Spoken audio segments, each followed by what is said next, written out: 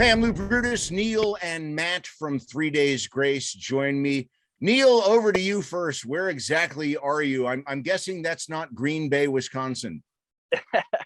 No, and it's actually not the Zoom filter. I actually, my wife and I decided to do like a last minute spontaneous run down to Bahamas. So I'm on the northeastern part of Providence Island, Nassau, Bahamas. It's beautiful. I'm guessing that this is sort of the calm before the storm for you. 100%. Yeah, we were just like, it's come next week. It's like 5 days of full rehearsals and then jump on the bus and just like, here we go, and kind of throwing ourselves to the wolves again. After 2.5 years of not playing, the only show that we really played was the opener for Metallica, which was, virtual in all of the the 300 drive-in movie theaters, which was great and everything, but that's a little bit different than getting on a bus with all your pals and like hammering out 90-minute shows. Matt, what are you looking forward to most about getting back and doing all this again?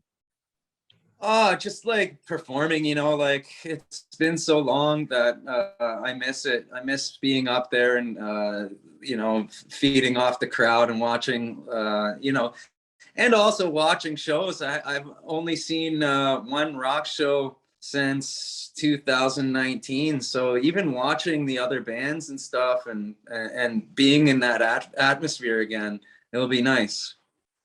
What was the one show that you saw?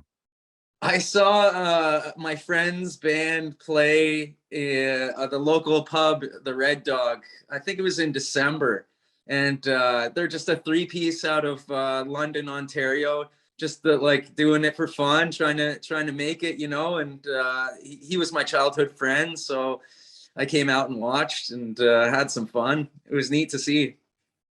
Matt, we'll stay with you for just a moment, but I would like each of you to sort of chime in on this. Name me one or two bands that when you share a festival with, you really dig seeing. For example, I know most people are really jazzed to see either Seven Dust or Cheap Trick. It seems musicians all love those two bands, but maybe one or two from you, Matt, and then one or two from you, Neil. I don't know. Back in the day, I just loved watching Nickelback every night. It was fun, but also Disturbed. I think Disturbed was one of my favorite bands that we opened for. He's just got such a great voice and all the songs I love. So it was fun to open up for Disturbed and live, that guy, David can sing so well. And I definitely look up to him as a singer. Neil, what about you? A couple of folks that you love sharing bills with that you try and make time to see? Well, I've said it quite a few times that probably my favorite band that, I wouldn't say come out because they have been around for a long time, but they really kind of reinvented themselves was Bring Me the Horizon. And before COVID, we were playing a lot in Europe, and we shared, the stage on a couple festivals with them. I'm a huge fan of the last 3 records they just put out. I think that they're on a next level and groundbreaking. So I think definitely Bring the Horizon. And actually, I was just looking at a show we have coming up. It's actually in northern Quebec in Canada, and it's us. And we're main support for Halsey. I love Halsey. So that's gonna be cool. Who else is on that bill? That sounds like an interesting bill. Can I get back to you on that? Because the print got smaller as it went down, and I don't have my glasses. But you know what? I often notice that festival lineups are like yogurt, and a lot of the good stuff is mixed up at the bottom. Absolutely. No, it's we've been doing this for 20 years now, and you end up, what's cool about festivals is that you end up seeing so many familiar faces, not just bands that you've played with before, but also, the crew, the members of the crew, and production and the promoters. It's not that big of a group of people. So you end up seeing people that you haven't seen in 15 years that might be working with a different artist or on a different path or doing a different job. But it's like, oh my God, remember 15 years ago when we played this awesome show on the other side of the world? And that's what's really cool about festivals, and just it's the melting pot of of everyone that's there for the same reason, but people that you have a history with. Yeah, on that festival too, Rage Against the Machine is playing, headlining one night. It'd be crazy to see Rage Against the Machine again. That'd be nuts. Yeah, those young kids, I think they're going to go someplace one day. Yeah. You know, Neil, you bring up a really interesting point about the sort of community, the sort of live rock community, and I'd like to tie it in to Explosions, the new album. When you have a new record and it hits, and you start to go out and support it those early months, when you see your peers, all of these other rockers and all of these other related people, do they come up to you and sort of, hey, I like the record, or do they ever critique it? I mean, what's the sort of what's the delineation there? Well, with every new record, every record that we put out, we're kind of like excited about it as if we were like kids at Christmas, because you don't quite know what it's going to be until you kind of open up the box and show it to the world. You know what I'm saying? And so yeah, you kind of there's a little bit of fingers crossing, but in this time around, with So-Called Life, our first single, that just kind of, it came out guns blazing and like was really it's a pretty heavy modern song for us, and Sure. And we got a lot of like early kind of input from our peers and guys in bands and guys that we will be touring with, going like, whoa, you guys like came out, you guys aren't fucking around, it's like it's game on. Yeah, and Yeah. that's what we aimed for with this, if you will, no pun intended. And so yeah, we already kind of have that confidence, but I think the confidence will be even will increase once we like get past next week, where the four of us get together. There's a lot of things we got to figure out with the live show, including what order we're going to play the songs, and we have like video wall and things like this. Yeah, it's like where you sit and tinker with something for years, and you just hope that you throw it up and hope it flies and people respect it and can kind of see the art and see themselves in the art, because we work really hard on it and it's true to us, and we write about real things with 3 Days Grace. That's never changed in the lyrical concept. It's all about sort of things that go on through our lives, and when people relate to that and go, wow, this song really speaks to me, and this is like, I can picture myself in this song, it's like, feels like that, then we kind of did what we set out to do, which is just create music that people can relate to. Matt, when you first hold a new album in your hands, is there, along with the sense of excitement, do you ever worry that you're going to find a typo in the liner notes, or do you kind of crawl through it, or is it pretty well vetted at that point? But because those mistakes have happened historically, not a lot, but they do. It did. We messed up one lyric on the like in the inside of the album, but it's just, they're just backwards in one spot, and we noticed it after. But like it's just like, it might be a little tidbit for people to find that and be like, oh, there's that mistake. But it happens. It's happened a lot of times. So all right, here's what we need to do. The three of us right now, let's build a plan that we're going to tell people that there are certain copies of the record that have wrong lyrics as an Easter egg, and they're worth a ton of money. And let's see if we can maybe have fans buy 10 or 15 copies of the album each. It will be hard to find it. So if they can't find it, they might get a t-shirt or something like that. Yeah, it's kind of like an NFT. Yeah. I don't know what an NFT is. So so it's it kind of is like one of those where you can find it, you can like collect them all. I don't know what the fuck you do with them, but they're out there. It will be hard for them to actually find this mistake. So yeah, it happens. A question for each of you. Neil, I'll let you go first on this one. Name an album that you loved as a kid that you remember actually combing through all of the lyrics, all of the liner notes, all of the art with sort of a fine tooth comb? Anything come to mind? Definitely Anima by Tool. It's that album to me. I needed to know why they put the secret song at the very end. I needed to know what the hell Maynard was talking about in every instance of every lyric. I as a drummer, I started to kind of nerd out on, all of the polyrhythms and different time signatures that Danny Carey kind of led with. The beauty of that album is just there's so much complexity and at the same time simplicity. I won't call it simplicity, but just negative space between drums, bass, guitar, and Maynard's vocals. And like Stink Fist and like just song after song after song. That song literally kicked my ass. It changed my life. And like the artwork was just on a next level.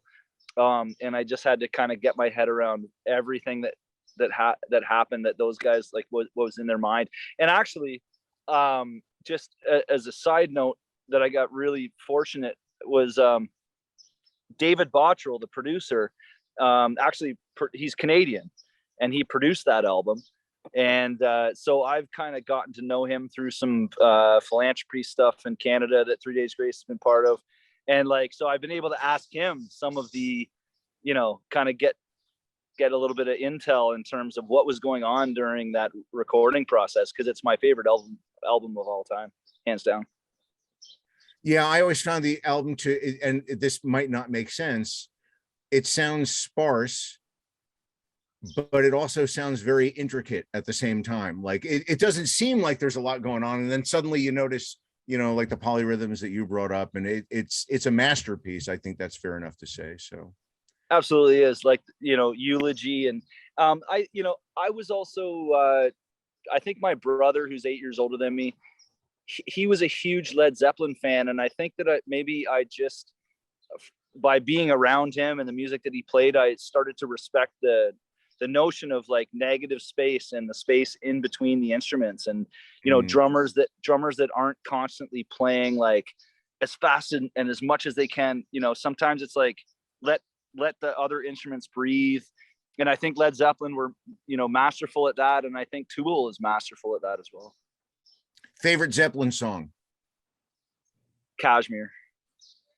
That would be my second. My first would be No Quarter. And I still don't know what the fuck it's about. I think some Vikings or some shit. I don't know.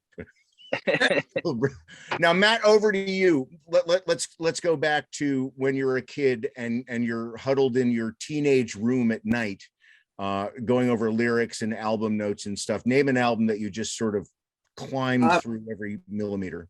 I'd have to say Nevermind. Yeah.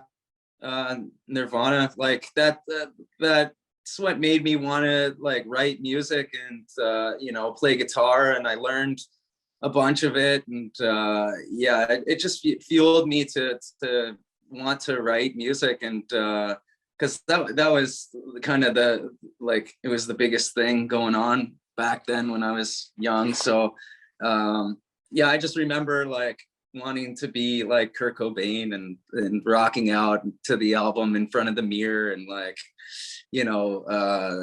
just like he was like just such a rock star, and just like the songs were like so poppy and like cool, but like gritty. Yeah, it just made me want to be a rock star and be a musician and a writer. Do you remember when and where you were when you learned about his passing, his death? Yeah, I was downstairs in my old house, and I would have only been like 12. But I remember just like all the kids and stuff, like with candles and crying, and like that was kind of like, that's a little bit before, like when I started listening, would have just been after that, because like I was only 12, and I probably started being obsessed with it around like 13, 14. So at that age, I didn't really kind of understand what happened, but I understood like how many people were so upset about it, and how sad it was. And yeah, I remember watching it. We have Much Music in Canada, so it was on Much Music, and yeah, they were talking about it and showing all the teenagers like lighting candles and crying and stuff. So Thank you for sharing that. I know that's not an easy thing to talk about, but let's talk about more about rehearsals for next week. Honestly, some of the nuts and bolts stuff. Tell me what the rehearsal space is like. Tell me about how many times you do a song. You know, like, you know, is it fun? Does it get to be too much of a drag? Like, what are the rehearsal sessions all about?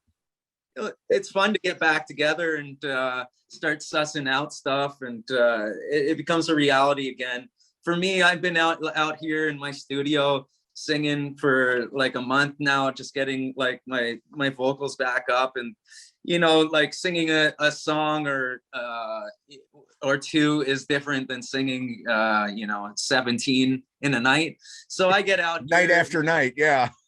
So I get out here, and some days I'm like, I sing and I'm like, oh man, like how did I do this before? And then the next night it's a little better. And then the next night I'm like, okay, you start to remember, kind of like it's like riding a bicycle. You start to remember, oh, this is where I take a little breather so I can get this next part. So yeah, I've been building it up.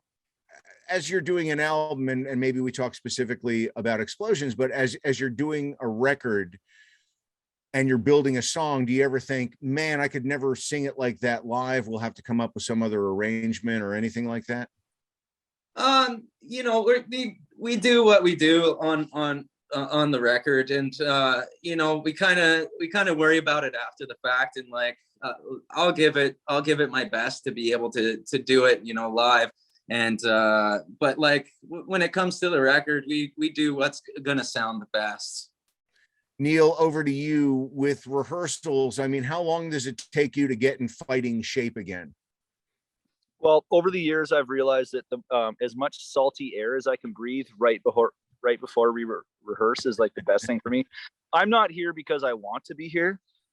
It's best for my lungs and for my physical capacity to be able to get, you know, do my job as the drummer when we have to play shows, you know. And the other thing is, like, our first shows are in like Alabama and Florida and kind of stuff like that. So breathing the Canadian air right now just doesn't make sense for me. So I'm down here training, basically. You know, it's selfless. You're a selfless human being. God bless you, Neil Sanderson. You're not doing it for you or your wife. You're doing it for the band, for the fans. Yeah. It's for the fans. If I can't get used to this salty, nice tropical air, how am I going to be able to play shows within it, you know? So on a serious note though, no, it like come, you know, I get home Sunday, come Monday, it's like it's go time.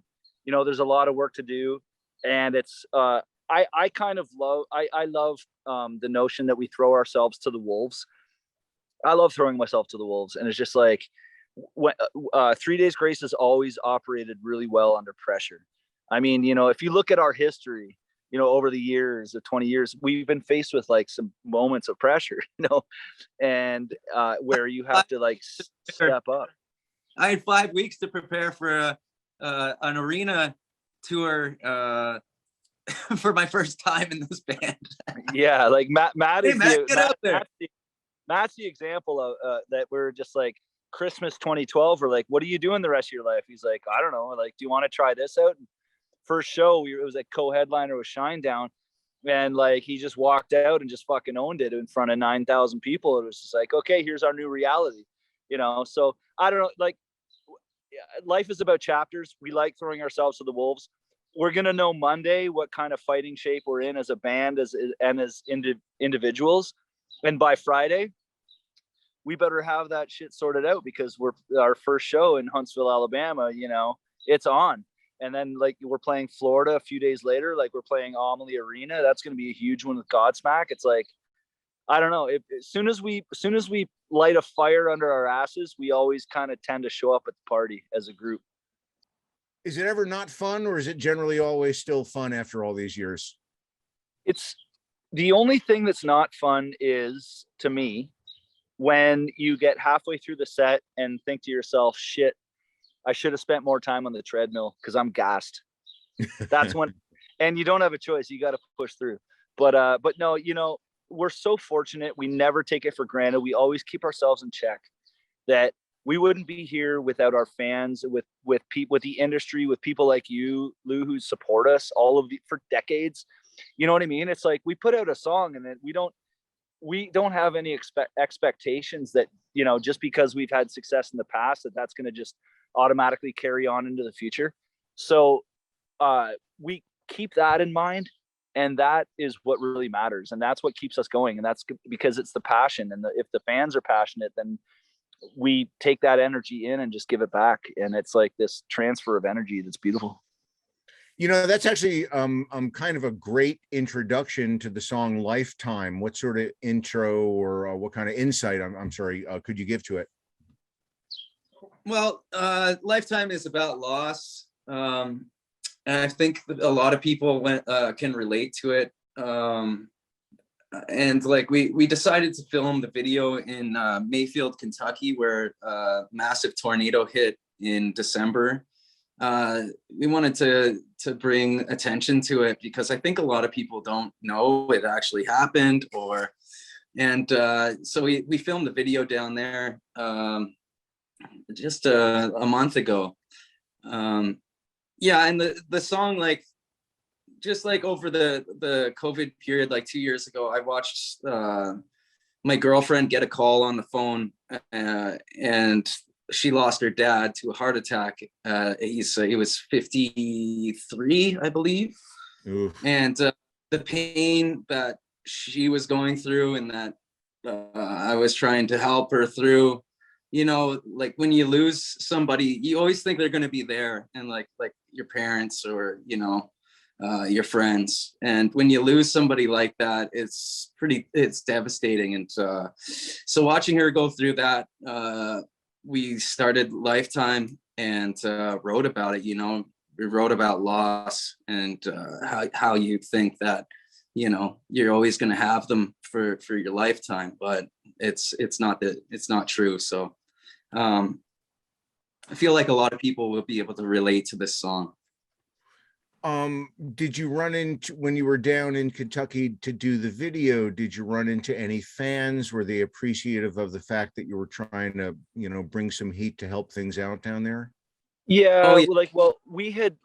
Before we even went down there, we wanted to, first of all, ask if it was okay if we went down there, you know, because we did not want to go down there and like have anyone feel like we're exploiting anybody.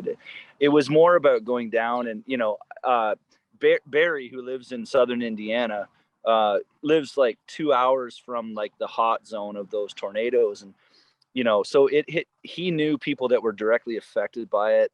He had like debris from the catastrophe itself in his backyard.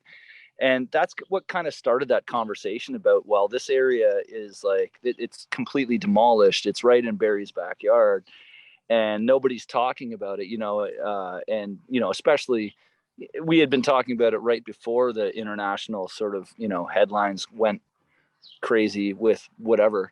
And, but it's funny how people forget about things that are happening like so acutely and so recently right around the corner. And so we actually reached out to like the head of education of Mayfield and like the mayor, and we were just like, you know, this is close to Barry's heart. We're recognizing that this is something that happened to you guys. We have this song. We thought maybe we like could do a video where there's no acting at all. It's just like real shit, real footage. We'll go down there and kind of experience it for ourselves, meet some of the families, hear some of the stories. And we just asked them if they thought that was a good idea. And they welcomed us with open arms. And so I don't know if we can, like, I don't know, shed some light, because we talked to some of these families, like a lot of them, they're still fucked. It's like, it's been like months and months, and it's just people picking up the pieces and moving forward on an individual basis. It's not like there's this big plan or whatever. So, you know, we weren't going down there to save the day. We just went down there to like show people like, hey, check this out, what's going on. And like, meeting some of these people, I think it, and you know, the lyrics, I think, like, are just kind of broad enough that it can speak on losing something or someone that you thought would be there forever, and realizing the notion that that's not entirely true. But the hope in that, meeting some of these families who are like, they just pick up, and like, failure is not an option. They just put one foot in front of the other and persevere. Well, it's a great job on the song, and that's a pretty amazing story about the video. And I literally tip my cap to you guys for doing such a great job. Just one last thing. Anything you would like to say directly to 3 Days Grace fans as you stare down the barrel of a new album and the first time out there amongst the populace in a long time? Yeah, just thanks for all the support and ongoing support. And yeah, I hope you enjoy the album. We spent a lot of time on it, and it's exciting to see what people think, and yeah, seeing people rock out again. It's going to be great. We have a super dope lineup. I don't know if we have announced the openers for the back half of the American tour yet. I don't think we have. I know Wage War is on the front, I think. Yeah, and Zero is my bro now. 0936 and we've been bros. I don't know if that's announced, but he's part of the tour. It's gonna be crazy. Some of the dates we're playing, like, it's a lot of cities that we've had a great history with, and like, it's go time. So we'll be there, and we can't wait to see you all there. Like, seriously, we're stoked to, like, it's been too long, so let's do it all over again.